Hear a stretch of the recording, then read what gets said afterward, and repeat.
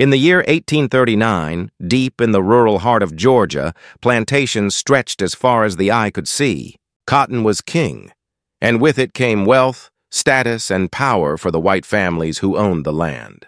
Yet behind the grand columns and polished parlors of those southern mansions lay stories that were never meant to be told, secrets that revealed the rot beneath the gilded surface. Among them was the story of a plantation mistress whose behavior shocked even those accustomed to the cruelties of slavery. She was wealthy, powerful, and deeply respected by her peers on the surface. But in the shadows of her home, she engaged in a practice so scandalous that it was whispered only in secret, never spoken aloud in polite society. This was the tale of the lady who bathed naked with her male slaves every single day. To the outside world, she embodied Southern femininity. She hosted lavish dinners, presided over church gatherings, and carried herself with the poise of a woman of refinement. But for those trapped under her ownership, she was not a symbol of grace. She was a ruler whose whims became law, no matter how degrading or disturbing they might be. Her daily rituals blurred the fragile line between intimacy and domination. Each morning she would summon selected young enslaved men to the bathhouse. They were not asked, they were ordered. Their role was to draw her water, prepare the bath, and then enter with her, stripped of both clothing and dignity. The enslaved men knew that resistance was not an option.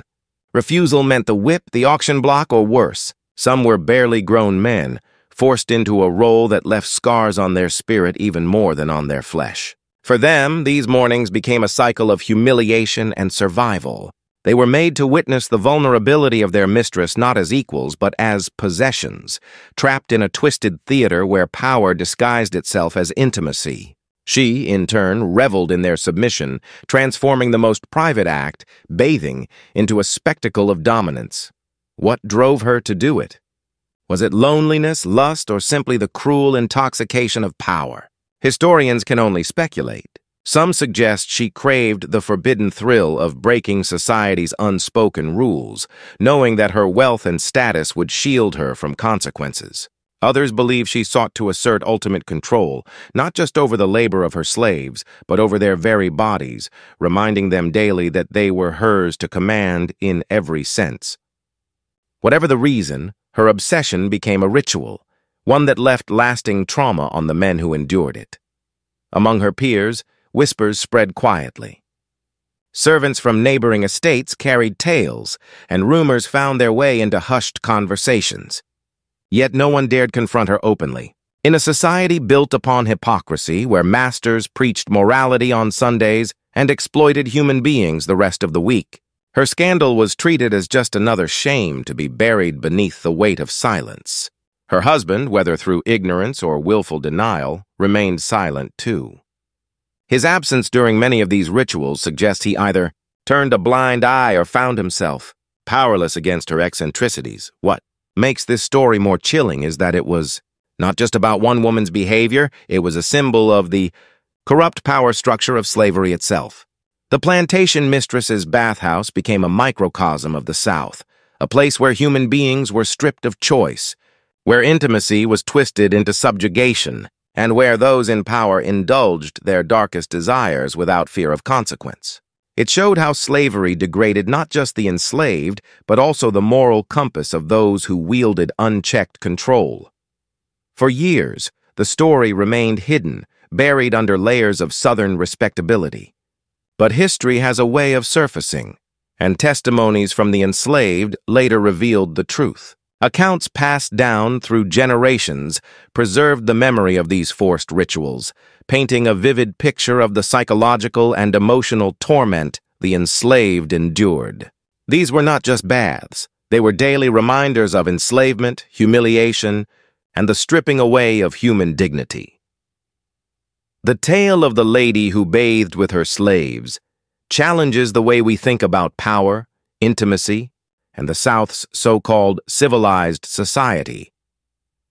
It forces us to look beyond the whitewashed images of antebellum plantations and confront the disturbing realities that existed within their walls. Behind every grand staircase and chandelier was a world of secrets, Secrets like this one, where pleasure and cruelty became indistinguishable. This is not just the story of a woman and her scandalous ritual. It is the story of what happens when power goes unchecked, when human beings are reduced to property, and when silence allows abuse to thrive. It is a reminder that the past is not as polished as the old portraits make it seem. Beneath the surface of 1839, Georgia lay truths that many wanted to forget, but which must be remembered. And so, the legend of the plantation lady and her daily bathing rituals lives on, not as a curiosity, but as a haunting example of the extremes to which slavery corrupted both the enslaved and the enslavers. It is a story that demands to be told not for shock, but for truth. The plantation in Georgia, 1839, was a world divided into two faces, the one shown to polite Southern society and the one hidden deep within its walls. On the surface, the estate was a jewel of wealth. Vast fields of cotton stretched across the land, worked tirelessly by hundreds of enslaved men and women. The big house stood proud, its white columns gleaming under the southern sun, projecting an image of prosperity, elegance, and order. Yet behind the grandeur, darkness crept silently, growing stronger with each passing day. At the center of it all was the plantation mistress, a woman whose beauty and wealth made her an icon of privilege, but whose secret desires would reveal a far more twisted truth. From a young age, she had lived in a world where others bent to her will. Born into wealth, she was raised to believe that control was her birthright, not only over land and property, but over the human beings bound in chains beneath her feet. By the time she married into one of Georgia's richest families, she had already developed a temperament of entitlement. She walked with grace, spoke with authority, and carried herself with an aura that demanded respect. To her neighbors, she was charming, refined, and capable. To her enslaved workers, however, she was unpredictable, commanding, and frightening in ways that no whip could match. The first whispers of her unusual habits began in the quarters of the enslaved. At dawn each day, selected men, always young, always physically strong, were called away from their usual morning duties. Instead of being sent to the fields or workshops, they were escorted to the bathhouse, a small but finely constructed building not far from the big house. Its walls were made of polished wood, its interior adorned with copper tubs and imported soaps that smelled of lavender and rose. It was a place of luxury, meant for relaxation and cleansing. But for those who entered at her command, it became a prison where humiliation was dressed as ritual. The men chosen did not have the right to refuse. Orders came swiftly and without explanation, and disobedience meant punishment not only for them, but often for their families. They were stripped of choice and dignity before they even stepped into the bathhouse. Some were no more than boys, barely out of adolescence, forced to stand trembling before the woman who controlled their fate. Once inside, she demanded their silence. She would disrobe before them, every gesture slow and deliberate, ensuring that her vulnerability was not vulnerability at all. It was dominance, a display that reminded them of her power over both their eyes and their bodies. For the enslaved men, the moments that followed were unbearable. They were forced to join her in the water, to scrub her skin, to hold her as she bathed, and to endure her watchful gaze. Every action was a command, every movement measured, every mistake punished. The bathhouse, once a place of comfort, became a theater of subjugation. To the outside world, she was simply a refined woman of the South. But in those hidden hours, she was something else entirely, a ruler who sought to merge intimacy with control, pleasure with cruelty. Rumors of her behavior began to drift beyond the plantation. Enslaved workers whispered to one another in secret, their stories spreading like smoke across Georgia's fields. At neighboring estates, servants carried fragments of the tale to other households, where hushed voices speculated about the mistress's unusual rituals. Though never spoken aloud in public, the story gained traction among the enslaved, who shared it as both warning and testament to the extreme reach of white power. To them, her actions were not merely scandal. They were another layer of torment in a world already defined by oppression. Her husband's role in these rituals was a matter of great speculation. Some said he knew and ignored it, unwilling to challenge his wife's eccentricities for fear of scandal. Others believed he was absent during those hours, preferring the company of hunting dogs, business partners, or mistresses of his own. Whatever the truth, his silence was deafening. By refusing to intervene, he allowed her daily acts to continue unchecked, reinforcing the idea that in the South, wealth and status made even the most disturbing secrets untouchable. But for the enslaved men, there was no such shield. Each day they lived with the weight of fear, not only of what would happen in the bathhouse, but also of what might happen afterward. The shame they carried could not be spoken aloud.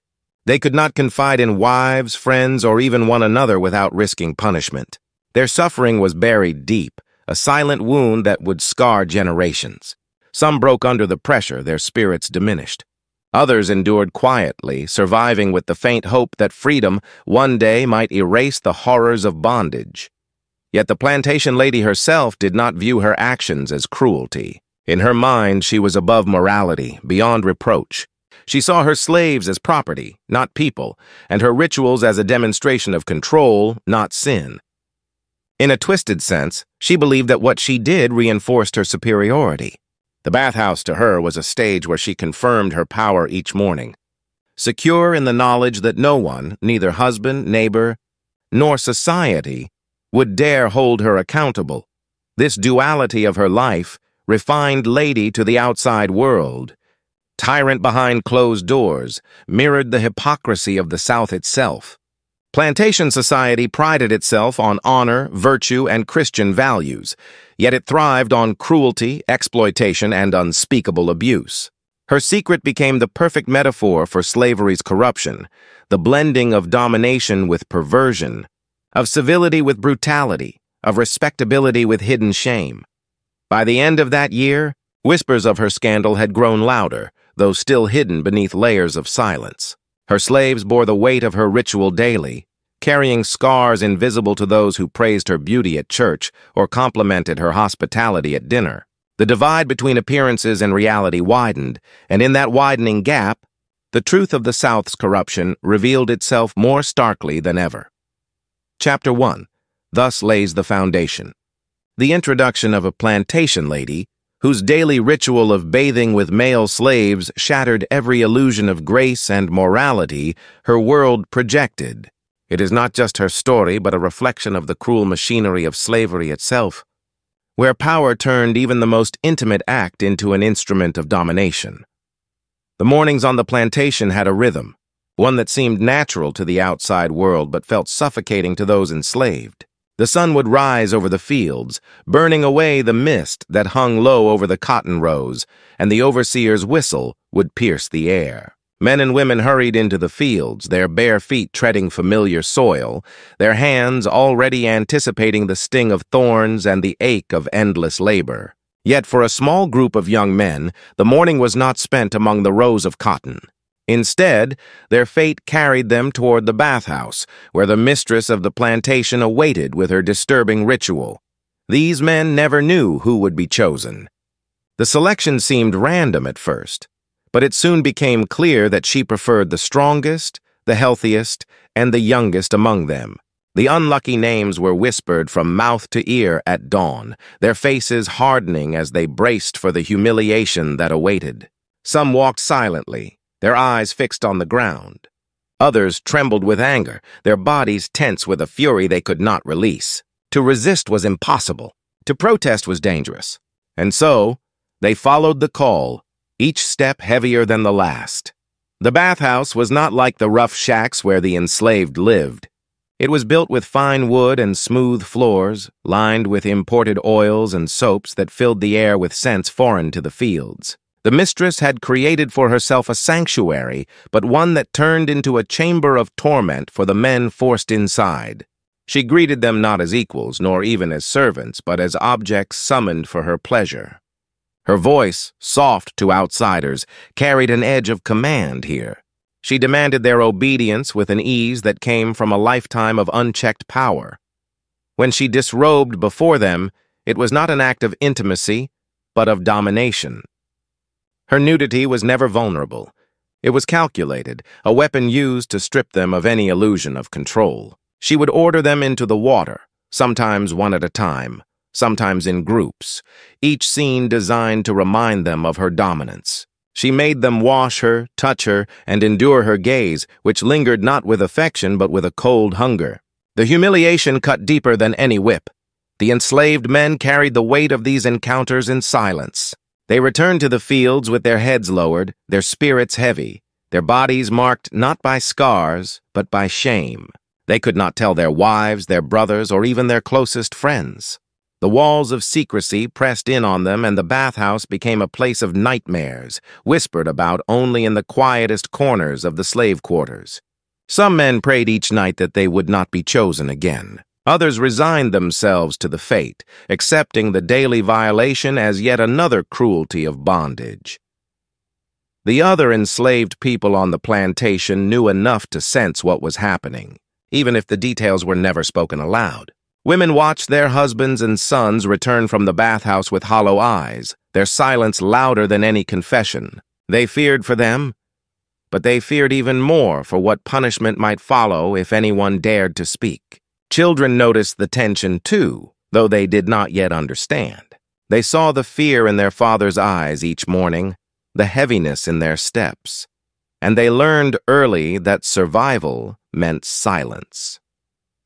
Beyond the plantation walls, rumors had begun to circulate. Enslaved workers who traveled between estates for trade or labor whispered pieces of the truth to others.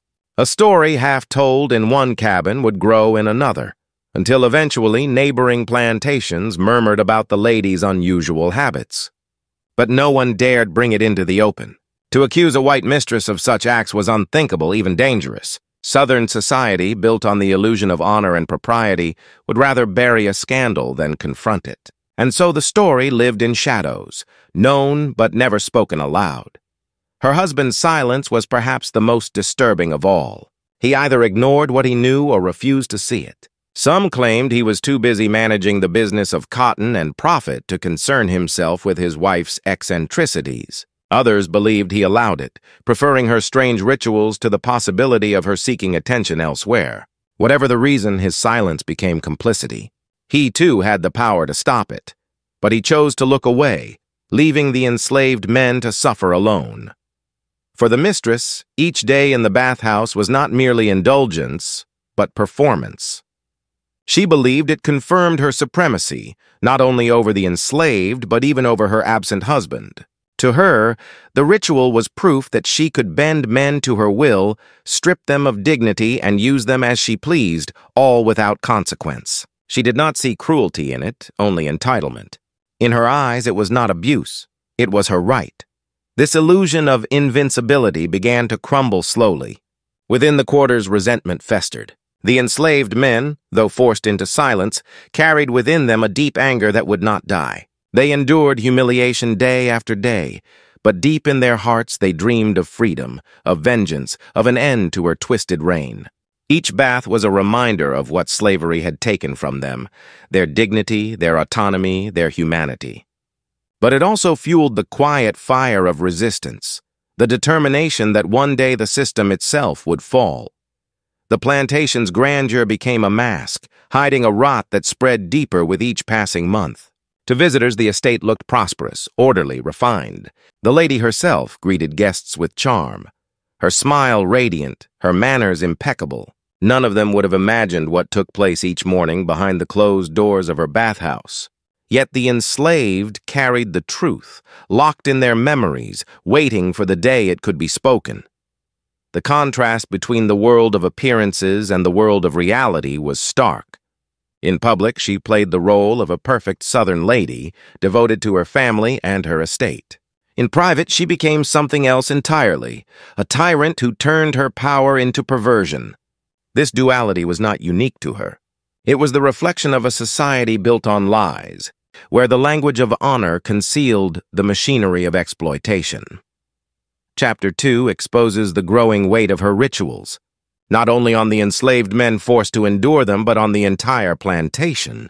It reveals the silence that bound everyone together, the men who could not speak, the women who dared not ask, the neighbors who chose not to see, and the husband who refused to act. Beneath the silence, however, tension grew, and with each passing day, the mistress's illusion of control edged closer to collapse. For no secret can remain hidden forever, especially one so steeped in cruelty. The summer of 1839 bore down heavily on Georgia. The heat clung to everything. Cotton fields shimmered beneath the sun. The air was thick with humidity, and the workers moved slowly under the overseer's watchful eye. Yet even in the sweltering heat, the mistress's ritual continued. Each morning, the chosen men were summoned to the bathhouse, their bodies already slick with sweat from the labor of survival, only to endure the torment that had become routine. What once had shocked them now brought only dread, a heavy, soul-crushing expectation that began with the first light of day. For the enslaved men, the rituals carved scars deeper than flesh. Each time they were summoned, they carried the weight not only of their own humiliation, but of the collective suffering of their people. Some grew quieter, their spirits dulled by the repetition of shame. Others became angrier, their silence edged with fury that burned hotter with each passing day. Among them, a dangerous thought began to stir. If no one else would stop her, perhaps they must. But resistance came with fear. The price of defiance was death, not just for the man who dared to fight, but for his family, his friends, even his entire cabin. Slavery was built on the knowledge that fear kept people in place, and the mistress wielded that fear with precision. Yet she could not control the stirrings of anger that her own actions had planted. Each bath, each ritual, each humiliating command only pushed them closer to a breaking point. Autumn nights on the plantation grew longer, and with them came the murmurs of unrest. Fires flickered in the quarters, shadows of families huddled together against the cool air. In those quiet moments, stories were shared, stories of resistance on other plantations, of men who had fled, of uprisings that had shaken the South in years past. These tales, half fact and half hope, mixed with the reality of their own torment. If others had resisted, could they not do the same? The mistress, oblivious to the storm gathering beneath her feet, continued to revel in her rituals. She bathed with the arrogance of a woman convinced she would never face consequences. Her laughter still rang in the bathhouse, her commands still cut through the air, her confidence still blinded her to the danger around her. She believed her slaves feared her too much to ever act. And perhaps, in some ways, she was right. But fear is not the opposite of rebellion. It is often its fuel. The bathhouse stood as a symbol of her power, but also as the seed of her eventual ruin. Every man she forced inside, every humiliation she inflicted, became another brick in the wall of resentment rising around her. She could not see it, but it grew taller with each passing day. The enslaved endured in silence, but silence was not the same as surrender. Beneath their bowed heads, their hearts whispered a different truth. The day would come when her laughter would be silenced, and her secrets would no longer be her own. As the year neared its end, the plantation existed in a fragile balance. To outsiders, it was still prosperous, still respectable, still the image of Southern wealth. But within its walls, the truth gnawed at the edges, threatening to unravel everything. The mistress believed her power unshakable, but power built on fear is always one step away from collapse. All it takes is one spark, one act, one breaking point to set fire to the carefully constructed lies of a dynasty. Chapter 4 marks that shift, the point where endurance turned into unrest, where silence began to strain under the weight of its own burden. The bathhouse, once her sanctuary, was now the heart of the plantation's corruption. And while the mistress carried on as if nothing could touch her, the enslaved men knew differently. They had seen too much, suffered too deeply, and carried too many scars to remain silent forever. Winter came early that year in Georgia, but the cold air did little to cool the fire of resentment that smoldered within the quarters. The mistress's rituals did not cease with the change of season. Instead, they became more calculated, more daring. The bathhouse was warmed with stoves, buckets of steaming water were carried in by trembling hands, and the men were still summoned with the same commanding voice. Snow dusted the plantation grounds, but inside the small wooden structure, the heat of humiliation burned hotter than ever. The enslaved men had reached a threshold they could not easily step back from. They had endured her laughter, her orders, her hands, her gaze.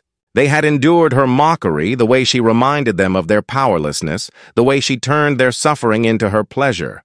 For years they had carried scars that could not be seen, wounds buried deep in their dignity, in their very sense of manhood. Now those wounds had hardened into something sharper, resolve. It began quietly. The men did not speak openly of rebellion, for fear lingered like a shadow over every word. But their silences spoke for them. Their eyes met in the bathhouse, in the fields, in the quarters, in moments when no overseer was watching. A shared look carried more weight than a sentence. They did not need to say what they were thinking. They all knew. Something had to be done. The women in the quarters knew as well. They watched their husbands, brothers, and sons return from the bathhouse with hollow stares, shoulders heavy with unspoken shame. They tended to them, comforted them, and in the secrecy of night whispered encouragements. The women bore their own burdens, their own violations at the hands of white men. But this was different. This was a cruelty that could not be endured forever. And so, though they feared what was to come, they began to prepare alongside the men, hiding scraps of food, sewing sturdier clothing, gathering the smallest tools that might serve as weapons. The overseer remained a looming presence, his whip cracking across the fields, his eyes sharp and suspicious. But even he could sense something stirring. The work was done, the fields harvested, yet a tension clung to the air like smoke after a fire. He reported nothing to the master, perhaps because he could not name it, or perhaps because he had grown accustomed to the invisible storms that brewed among the enslaved. But this storm was unlike any before. The mistress, in her arrogance, carried on unbothered. She believed her dominance was eternal, her control absolute. She could not imagine that those she demeaned daily might one day turn against her. To her, the enslaved were tools, possessions, creatures of obedience who existed to serve her whims. Her mind could not fathom that within their silence grew an anger older and stronger than anything she could command. Her blindness became her downfall. The men began to plot in earnest.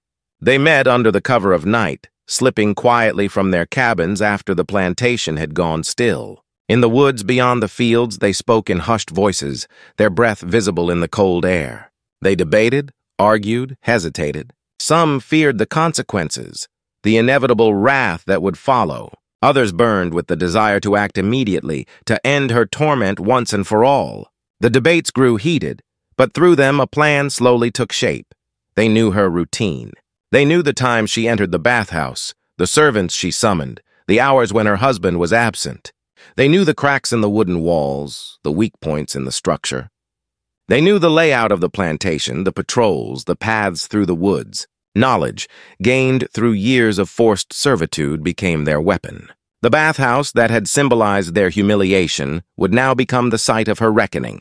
Not all agreed. Fear still gripped some hearts, for they understood the price of rebellion. Plantations across the South bore the memories of failed uprisings. Men hung from trees, women whipped until their backs bled, families torn apart in retaliation. To act against her meant not only risking death, but inviting destruction upon everyone they loved. Yet even as fear gnawed at them, they could not deny the truth. Their silence had become its own form of death. To live under her rituals was to lose themselves piece by piece until nothing remained. As the nights of planning turned into weeks, the sense of inevitability grew. The women continued to prepare in secret. The children hushed into silence when voices grew too loud. The air in the quarters was thick with anticipation, every creak of the floorboards, every sound from the big house carrying new weight. They lived in the shadow of what was to come, and though it frightened them, it also gave them a strange sense of strength. For the first time, they were not merely enduring, they were deciding. Meanwhile, the mistress laughed.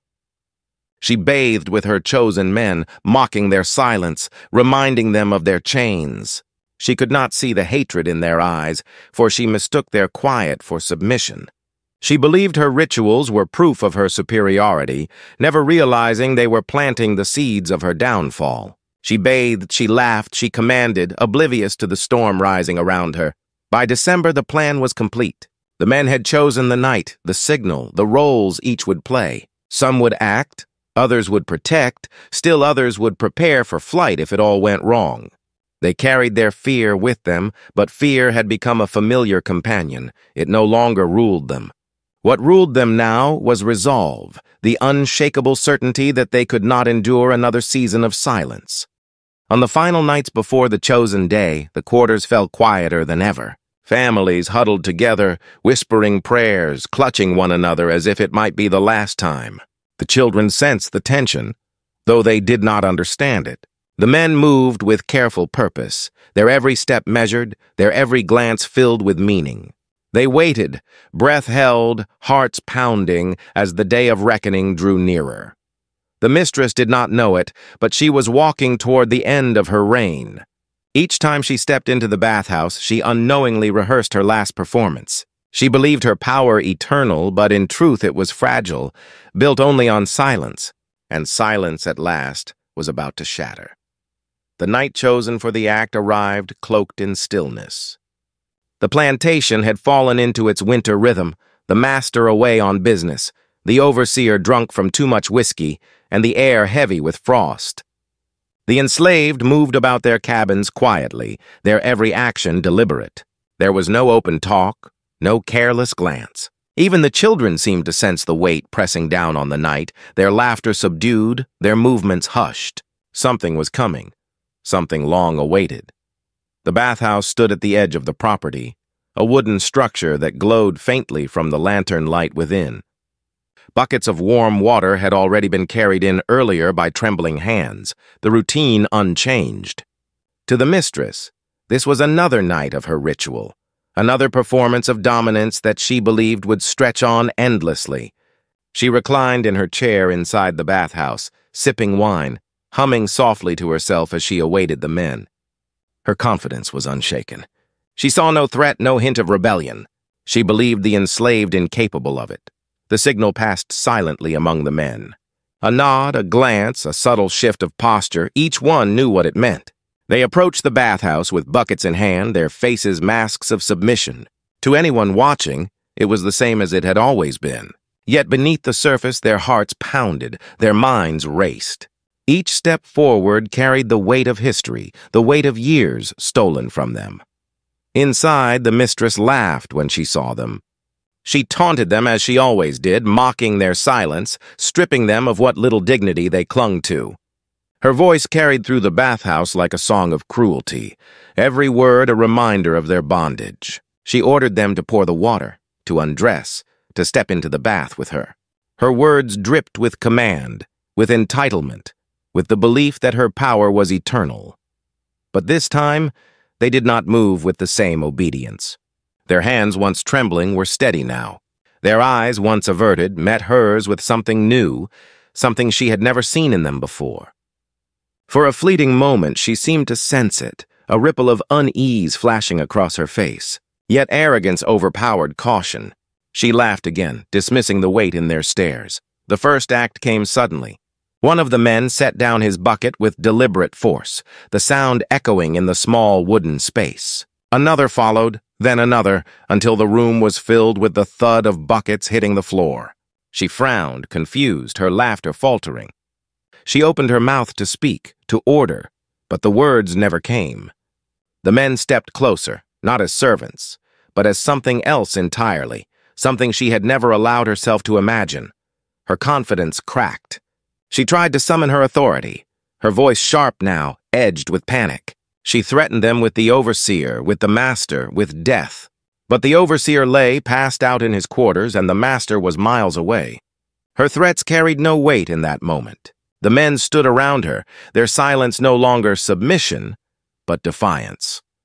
The bathhouse, once a place of humiliation, became a place of reckoning. Hands that had been forced into servitude for years now moved with purpose. They seized her arms, her shoulders, her wrists. She struggled, thrashing, screaming, but her voice was muffled by the crackling of the stove and the roar of their long-silenced anger. She called them animals, cursed them, swore they would all hang for this. Yet her fury only revealed her fear. They did not speak as they moved. Words were no longer needed. Their silence had become its own language, one she finally began to understand. She fought until her strength faltered, her body no match for theirs. The very men she had degraded night after night now stood over her, not as victims, but as executioners of justice. The power she had wielded so carelessly dissolved in her own cries. Outside, the wind howled against the wooden walls.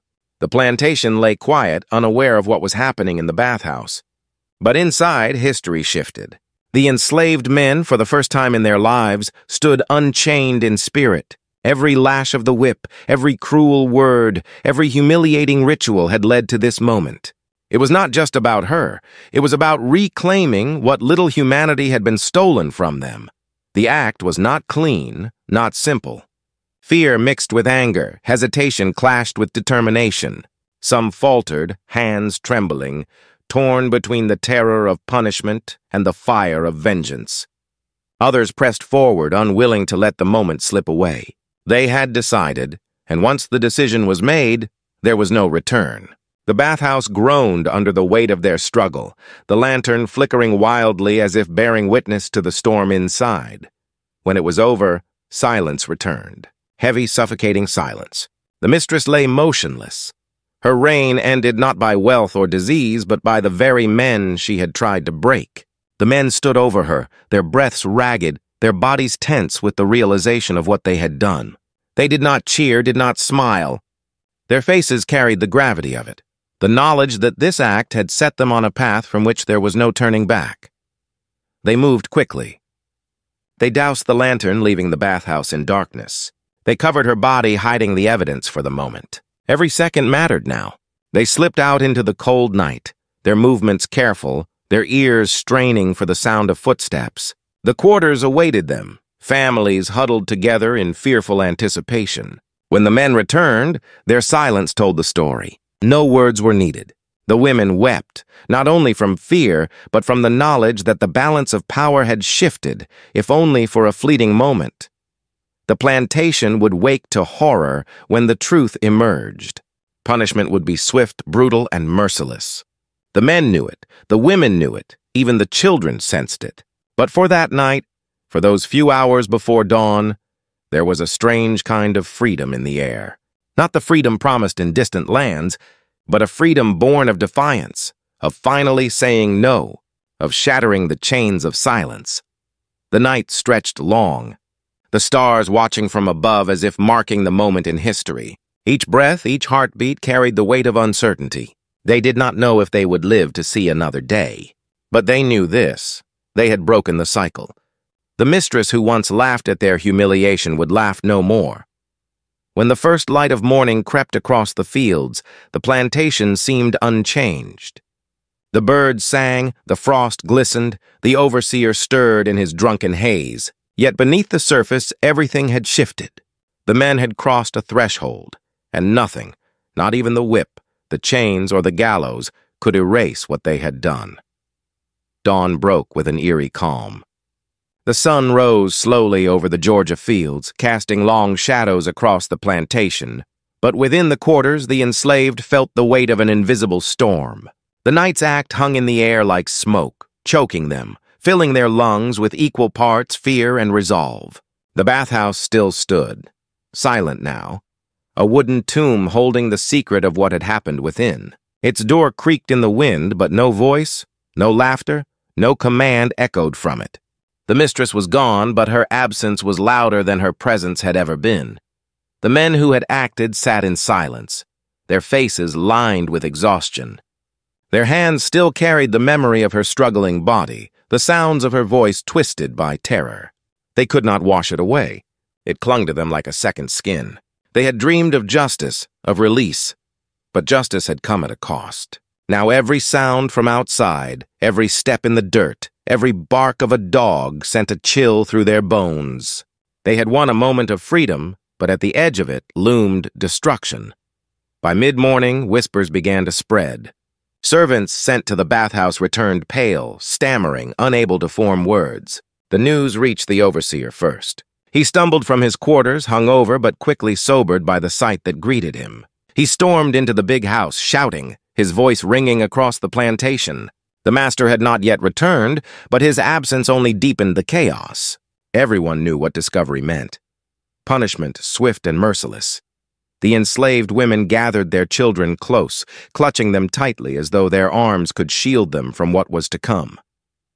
They had prepared themselves for this moment. They whispered hurried instructions to the little ones. Stay quiet, do not run, do not draw attention. Some of the older boys looked at their fathers with wide, frightened eyes, sensing the gravity of what had happened. The men could not meet those eyes for long. The overseer returned from the bathhouse in a rage. His whip cracked through the air as he cursed, demanding answers. He dragged a few of the younger men from the fields, beating them savagely in hopes of forcing a confession. Their cries echoed across the land, chilling even those hardened by years of suffering. But no words came. The true actors held their silence, their faces stone. They had known this would come, had braced themselves for it. Pain was nothing new. Fear was nothing new. What was new was their shared secret, a bond forged in defiance that the overseer could never break. As the day wore on, the plantation seemed to grind under the weight of dread. The overseer sent riders to summon the master, his message urgent. By nightfall, word would reach him, and by dawn he would be back, bringing with him the fury of ownership. The enslaved knew what that meant. They had seen it before. Men hung from trees, women whipped until their flesh tore, families scattered and sold as punishment. The master would demand blood for blood, yet even in that dread something stirred among them. The men gathered quietly in the corners of the quarters, away from prying eyes. They spoke of choices. Some argued they must flee into the woods, take their families and vanish before the master's return. Others feared escape was impossible. The hounds, the patrols, the hunters would find them. Some whispered of open rebellion, of setting fire to the plantation, of taking as many with them as they could. The debate was fierce, voices low but charged with desperation. They were trapped between certain death and uncertain freedom. The women listened, their faces drawn with worry, but many of them urged action. They had endured enough: rape, hunger, humiliation, and the cruel spectacle of the bathhouse. To run, even if it meant death in the swamps, was better than waiting for the master's wrath. They reminded the men that survival meant nothing if it was only survival of chains. Better to die free in the woods than to live bound in shame. As darkness fell again, the quarters buzzed with nervous energy. Some began to pack what little they had: bits of cloth, scraps of food, a blade hidden away, a flintstone to start a fire. Children were dressed in extra layers, their small faces pale and wide-eyed. The men stood guard near the doors, watching the overseer's cabin, waiting for any sign of movement. They knew the window of choice was narrowing. Once the master returned, their fate would be sealed. The bathhouse loomed in the distance, its lanterns dark, its walls silent. For years it had been a place of violation, but now it stood as both a triumph and a curse. It held their victory, but it also marked the spot that would draw vengeance down upon them all. Every time their eyes fell on it, they felt a mix of pride and terror. They had reclaimed their dignity in that space, but the cost was coming fast. That night, the stars glimmered above, cold and distant, as families huddled together. Some prayed, their voices trembling as they called on a God they hoped had not abandoned them. Others sat in silence, staring into the darkness, their minds already in the swamps, already on the paths of escape. The children dozed fitfully in their mother's arms, unaware that their lives might change forever by dawn. In the distance, the faint sound of hooves echoed, a rider approaching. The men tensed, every muscle tightening like a bowstring. The master was on his way home. The moment of decision had arrived. They could stay and await the lash, the noose, the chain, or they could run into the night, into the unknown, clinging to the fragile hope of freedom. The men looked at one another, their eyes reflecting firelight. Fear was there, yes, but so was determination. They had acted once in defiance, and it had changed everything. Now they faced the choice of whether to act again, to carry that defiance into the world beyond the plantation. The women squeezed their hands. The children stirred in their arms, and the sound of the horse grew louder, closer. The night held its breath. The master returned under the cover of night, his horse's hooves pounding against the frozen earth, each strike echoing like a drumbeat of dread. Lanterns flickered as he dismounted in front of the big house, his face shadowed, but his fury unmistakable. Word had already reached him on the road. His wife, the mistress of the plantation, was dead. The overseer's trembling voice had delivered the message, but the master had heard it not as grief, only as insult. Someone had dared touch what was his, dared to defy the iron order of his world. And for that, blood would pay. He stormed into the house, demanding answers, his boots thundering against the wooden floors. The servants bowed low, eyes fixed on the ground, their bodies stiff with terror. He shouted, cursed, hurled accusations, his rage filling every corner of the house. The overseer appeared, head bowed but words sharp. He recounted the discovery in the bathhouse, the silence of the enslaved, the refusal of anyone to confess. He assured the master that the guilty were among them, but fear kept them hidden. The master did not hesitate. He ordered the quarters surrounded, patrols summoned, dogs prepared. He would root out the truth with fire and iron. The enslaved, listening from their cabins, knew what this meant. The walls seemed to shrink around them as men tightened their fists and women clutched their children. This was the reckoning they had expected, the one they had whispered of in the nights leading to this moment. The time for indecision was gone. In one of the cabins, the men gathered quickly, their voices low but urgent. They debated again, should they confess and hope for mercy? Should they stand and fight? Or should they flee into the night before the noose tightened? Fear twisted in every word, but so did defiance. Mercy, they all knew, was a lie. The master would not forgive, no matter the confession. He would destroy them all to reclaim his power. Running seemed the only path left. The women added their voices, their eyes burning with both fear and fire. They had lived too long under the weight of cruelty, their bodies scarred by the overseer's whip, their dignity stripped by the mistress's rituals. They urged their husbands and sons not to surrender. Better to die trying for freedom than to kneel once more beneath the lash. Their words, heavy with pain, tipped the scale. The decision was made. The men prepared with grim efficiency. They gathered what little they had hidden away, bits of cornmeal wrapped in cloth, a rusted knife, a tin cup. The women tied children to their backs, whispering to them to stay silent, to be brave. The older children helped, their small hands trembling but determined. The quarters hummed with quiet, urgent activity, every movement fueled by desperation.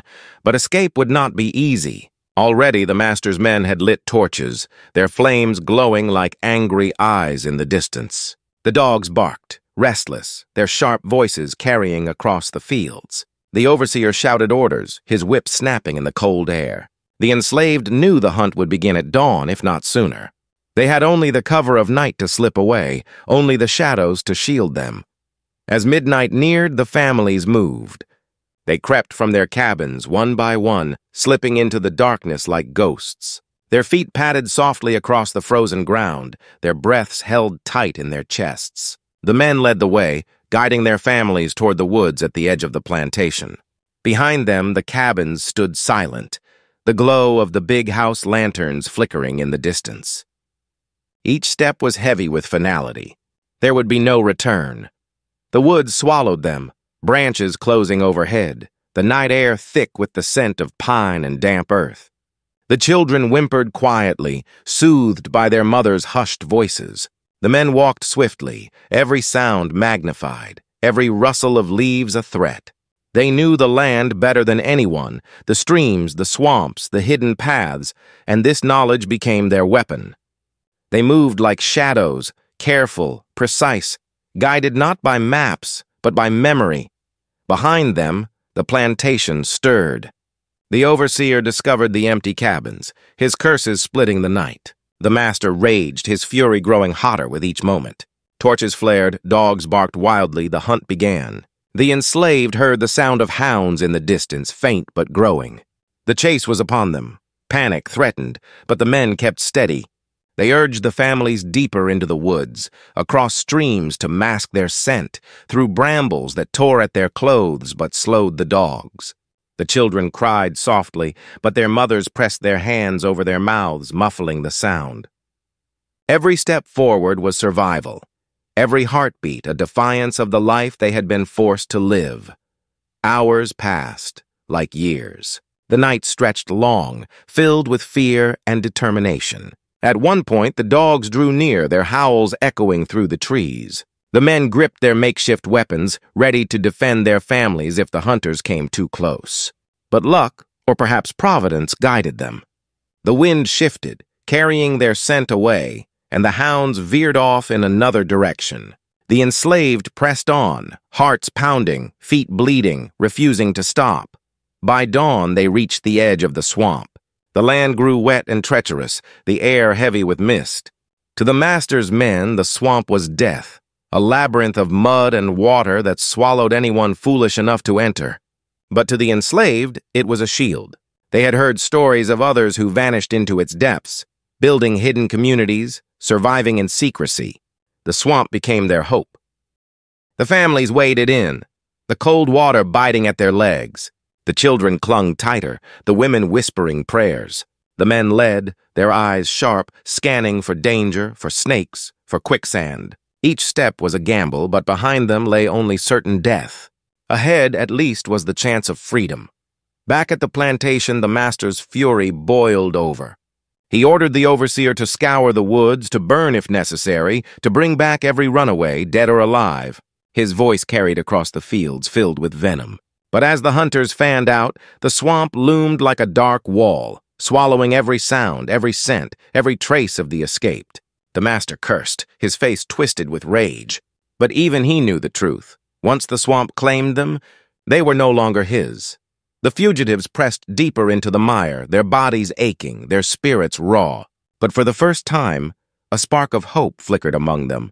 They had broken their chains not only with their hands, but with their will. The mistress who once mocked them was gone. The master who ruled them left raging in the distance. Ahead lay only uncertainty, but in that uncertainty was a freedom they had never known. As the sun rose higher, filtering through the mist, the swamp swallowed them whole. Their footsteps disappeared, their voices hushed.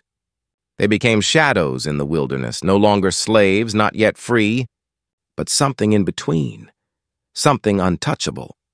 The swamp was a world unlike any they had known, a place alive with its own sounds, its own breath, its own secrets. The air hung heavy with moisture, clinging to their skin like a second layer. Each step through the mud sucked at their feet, pulling them down, while vines draped from trees like ropes waiting to ensnare them. To the master's hunters, it was a place of nightmares. But to those who had escaped the plantation, it became a sanctuary. The first hours inside were spent in silence, moving carefully, listening for dogs, for the crack of branches that might signal pursuit. But soon it became clear that the swamp had swallowed them, hiding their scent, muffling their tracks. The hounds' distant howls faded until they were no more than echoes swallowed by the mist. For the first time, they breathed without fear of being dragged back in chains. Still, survival here would demand everything. The men tested the land, wading carefully, learning quickly where the ground would hold and where it would give way into deep pools of black water. They broke branches and tested the muck, guiding their families across the treacherous paths. The women followed, children tied to their backs or carried in their arms, whispering encouragement, promising that freedom was close even as their own bodies ached from exhaustion. Hunger gnawed at them, the scraps they had carried from the cabins nearly gone. By nightfall, they found a patch of higher ground, a cluster of cypress roots that rose from the water like a fortress. Here they gathered, collapsing in exhaustion, too tired to speak. The children slept quickly, their small bodies curled against their mothers. The men remained awake, listening to the swamp's chorus of frogs, insects, and distant splashes. Danger was everywhere, snakes, alligators, sickness. Yet in the quiet, something else stirred, the realization that they were beyond the master's reach. The next days tested them. They scavenged what they could, wild berries, roots dug from the muddy banks, small fish caught with sharpened sticks. Hunger remained a constant companion, but each mouthful, however small, tasted sweeter than anything forced upon them in bondage. The men built crude shelters from branches and moss, weaving them together with practiced hands. The women tended fires, their smoke kept low, hidden by the mist, careful not to reveal their presence. They worked together, bound not by chains but by a shared will to survive. Stories began to be told around the fire at night, whispered so the children would not be afraid. Tales of ancestors brought from Africa, of rebellions and escapes, of spirits that guarded the swamp. The elders spoke of maroon communities hidden deep in places like this, people who had slipped away from plantations and built lives beyond the master's grasp. Perhaps, they said, others lived nearby, waiting to be found. These stories became fuel, feeding the fragile flame of hope. But fear still lingered. Every crack of a branch in the distance sent hearts racing. Every ripple in the water made them tense. The master's fury was well known, and though his hunters feared the swamp, the possibility of betrayal haunted them. Perhaps another plantation's patrol might stumble upon them. Perhaps hunger would drive someone back to the fields.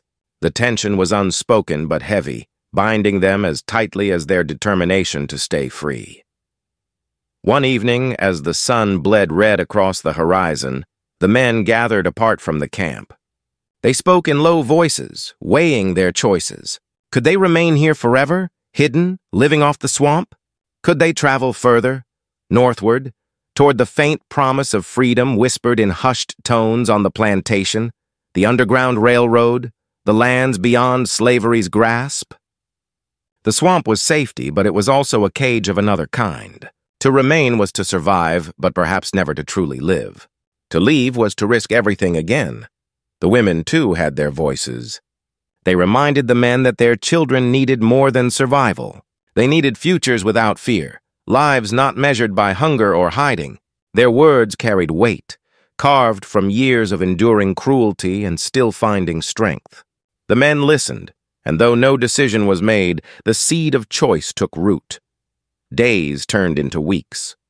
The swamp, once alien, began to feel familiar. The children played in the shallow water, their laughter soft but real, something never heard back in the cabins. The women wove baskets from reeds, the men sharpened tools, their community shaping itself with each passing day. Small victories grew into quiet joy. A larger fish caught, a safe fire lit, a night without fear. In these moments, they discovered something slavery had tried to strip away: their humanity. Still, memories of the plantation lingered. The mistress's voice, commanding and mocking, sometimes came back in dreams. The lash of the overseer's whip echoed in the silence.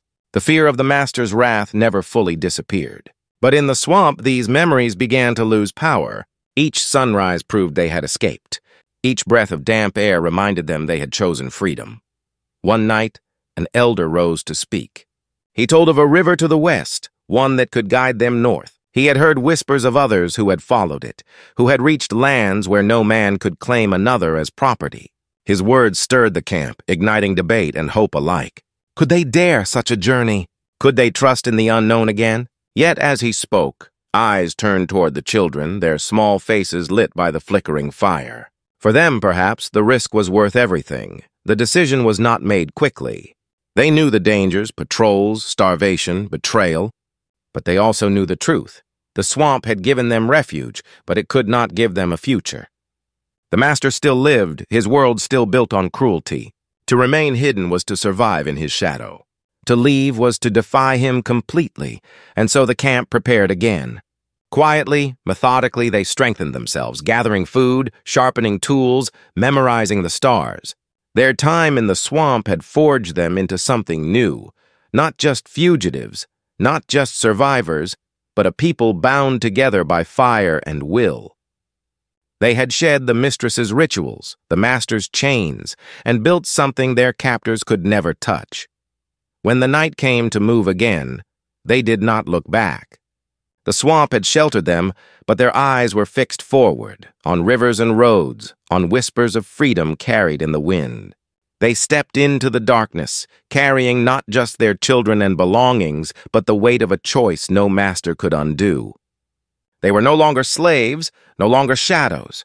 They were seekers of freedom, bound not by chains, but by hope.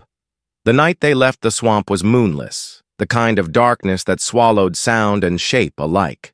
They moved in silence, carrying their few belongings. Children pressed close against their mothers' chests, men leading with sharpened sticks and memory as their only guide. Behind them, the swamp still breathed, their refuge, their first taste of freedom, but ahead lay something greater, something they had dared only to whisper about in the glow of firelight. They were chasing the promise of true liberty, a life beyond the reach of the mistress, the master, and the chains they had left behind. The elder led them toward the river he had spoken of, his steps slow but sure, guided by stars he remembered from younger days. The night air was cool, filled with the scent of wet earth and pine, and though every sound, the snap of a twig, the hoot of an owl, made their hearts race, they kept moving. Fear was their companion, but so too was determination. They had already defied death by surviving the swamp. Now they would defy it again by seeking a land where their children could grow free.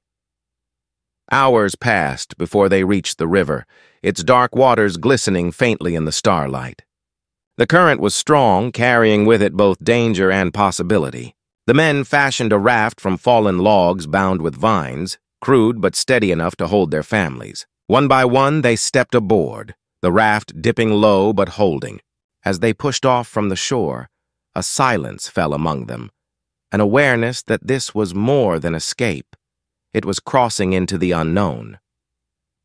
The river carried them northward, sometimes swift, sometimes gentle. By day, they hid along its banks, camouflaging themselves with branches and reeds, fearful of patrols. At night, they floated again, letting the current guide them. Hunger gnawed at them, but they found fish in the shallows, berries along the banks, roots pulled from the soil. Each mouthful was shared, each act of survival another reminder of their unity. They had no overseer here, no mistress commanding them into degradation. They had only each other. As the days stretched into weeks, they began to encounter signs that others had traveled this path before. Faint carvings on trees, bundles of reeds tied in strange knots, ashes of fires carefully hidden under earth. These were markers, the elder said, left by those who had gone before. Breadcrumbs of freedom scattered by hands determined that others might follow. With each sign, their spirits lifted. They were not alone in their struggle. There was a path, however dangerous, that led beyond slavery's grasp. Then, one night, they came upon a cabin hidden deep within the woods, smoke rising faintly from its chimney. Fear gripped them. Was it a trap or salvation?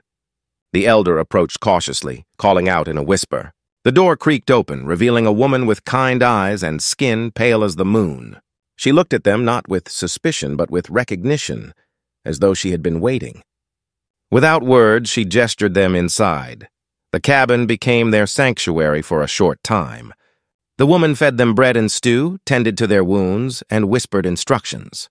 She was part of something larger, a network they had only heard rumors of, the Underground Railroad. She told them of others waiting further north, of safe houses hidden in barns and churches, of people who risked their lives to guide the enslaved to freedom. She gave them directions, warned them of patrols, and urged them to move quickly. Her voice was steady, but her eyes betrayed the weight of danger she carried. When they left her cabin, it was with renewed strength. Each night, they moved from one hiding place to the next, guided by stars, by signs left on fence posts, by the whispered promises of those who aided them. Sometimes they were turned away, doors slammed in fear of discovery. Other times they were welcomed with food, shelter, and prayers. Every kindness, no matter how small, became a torch in the darkness. But freedom was not given easily. They faced pursuit more than once, men on horseback, dogs sniffing at their trail. Twice they were forced to scatter into the woods, clutching their children as they hid beneath roots and brush, praying the hounds would lose their scent. Each time, luck, or perhaps something greater, was with them. The pursuers moved on, leaving them trembling but alive. The journey wore them down. Feet bled, bodies weakened, yet the thought of turning back never crossed their minds. To return was death in body and in spirit. To press forward was the only choice, no matter the cost. The memory of the mistress, bathing herself in her perverse rituals, became a symbol of everything they refused to endure again. They carried that memory not as a weight, but as fire, fueling each step northward. At last, after months of hardship, they crossed into a land where the law could no longer chain them. The moment was quiet, almost ordinary, a simple line of trees marking a border. But as they stepped beyond it, something shifted inside them. Tears fell freely, laughter burst from lips that had forgotten how to smile. They embraced one another, their children clutched close, their eyes turned skyward in gratitude. They had not only escaped, they had survived, endured, and triumphed. In the years that followed, their story became part of a greater tapestry. They settled in a small community of freed men and women, building homes, planting fields, raising children who would never know the lash of the whip or the cruelty of the mistress's gaze. They passed down their tale, not as tragedy but as testament, that even in the darkest corners of bondage, the human spirit could resist, could rise, could reclaim its freedom. For the women, the memories of degradation faded with time, replaced by the dignity of choice. For the men, the burden of silence and obedience gave way to the strength of leadership. And for the children, their laughter ringing in open fields. There was no memory of chains, only the inheritance of courage. The swamp, the river, the road north all became symbols of their journey, markers of the path from bondage to freedom. Though their names were never written in books, though history would forget their faces, their story endured in whispers, in bloodlines, in the simple fact of survival, and perhaps, somewhere deep in the land they had left behind. The mistress continued her rituals, her cruelty unchanged. But it no longer mattered. For those who had escaped her grasp, she was nothing but a shadow, a figure lost in the past. They had stepped into a future she could never touch. They were free, and that freedom was the ultimate revenge.